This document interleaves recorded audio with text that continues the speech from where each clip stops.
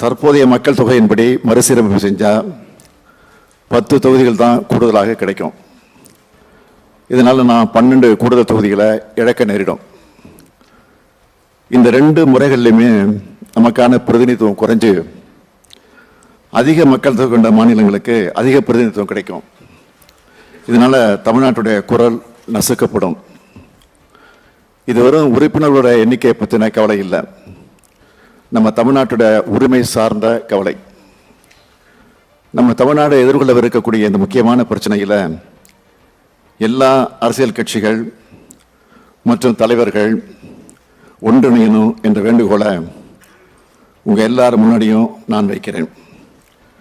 எல்லா கட்சிகளும் கட்சி எல்லைகளை கடந்து குரல் கொடுக்கணும் அப்படின்னு கேட்டுக்கிறேன்.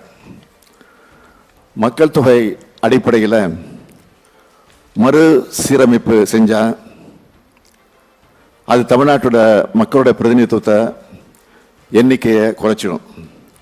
எனவே இந்த சதியை நாம் அனைவரும் சேர்ந்து முறியடிச்சாகணும். மக்கள் தொகை அடிப்படையில் மக்களவை, மாநிலங்களவை மற்றும் சட்டமன்ற பேரவைகளோட இடங்கள் குறையும்னு சொல்கிறது மக்கள் தொகை கட்டுப்பாடு என்னும் கொள்கையை முனைப்பாக செயல்படுத்தி நாட்டு வளர்ச்சியில் பெரும் பங்காற்றுள்ள தென் மாநிலங்களுக்கு தரப்படுகிற தண்டனையாகத்தான் அமையும்.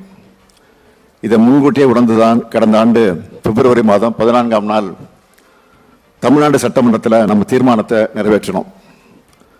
தமிழ்நாட்டோட உரிமை, கூட்டாட்சி கருத்தியலோட கோட்பாடு, தமிழ்நாட்டு மக்களோட பிரதிநிதித்துவம் உள்ளிட்ட எதுவும் பாதிக்கப்படக்கூடாது என்பதை தீர்க்கமாக திடமாக அப்போவே நாம் வலியுறுத்தி இருக்கிறோம்.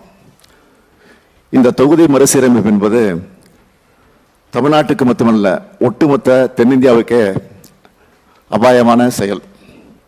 இதில் நமக்குள்ள கருத்து மாறுபாடு இருக்குதுன்னா இருக்காது, நமக்குள்ள கருத்து மாறுபாடு நிச்சயமாக இருக்காதுன்னு நான் நினைக்கிறேன், இருக்கக்கூடாதுன்னு விரும்புகிறேன். இந்திய நாட்டோட கூட்டாட்சி அமைப்புக்கும் தென் மாநிலங்களோட அரசியல் உரிமைக்கும் இது அச்சுறுத்தலை ஏற்படுத்துது.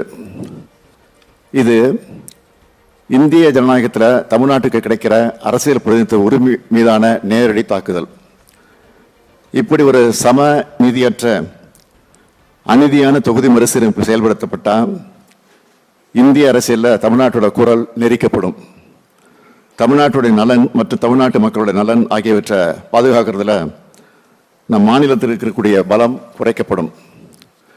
39 எம்பிக்கள் இருக்கும்போது நம்ம எழுப்புற குரலையே ஒன்றிய அரசு ஏற்க மறுக்கிற நிலையில் இந்த எம்பிக்கள் எண்ணிக்கை இன்னும் குறைக்கப்பட்டாலும் அது தமிழ்நாட்டுக்கு கிடைக்கப்பட்ட அழிக்க முடியாத அநீதியாக மாறும் என்பதை எல்லோரும் நினைச்சு பார்க்கணும்.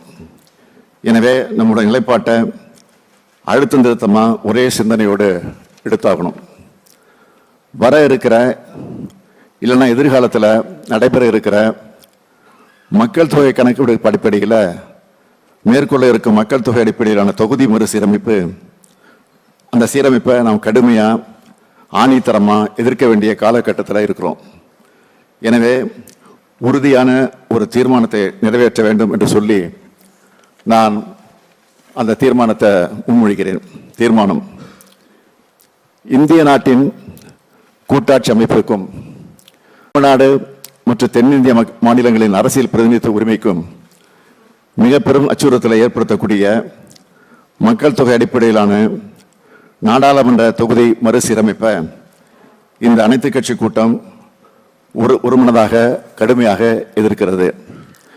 நாட்டின் நலனுக்காக மக்கள் தொகை கட்டுப்பாட்டை முனைப்பாக செயல்படுத்திய ஒரே காரணத்திற்காக தமிழ்நாடு உள்ளிட்ட தென் மாநிலங்களின் நாடாளுமன்ற பிரதிநிதித்துவம் குறைக்கப்படுவது முற்றிலும் நியாயமற்றது.